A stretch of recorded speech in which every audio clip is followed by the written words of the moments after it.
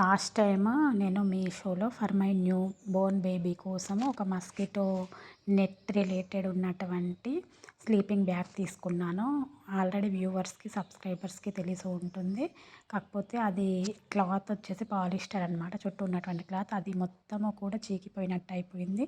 So ఇంకా దోమలకి ప్రొటెక్టివ్గా ఉండాలి బేబీకి మాకు అని చెప్పేసి చూద్దాం, ఇది కింగ్ సైజ్ బెడ్కి సరిపోతుంది అని చెప్పేసి ఇచ్చారనమాట. King size bed, double బెడ్కి.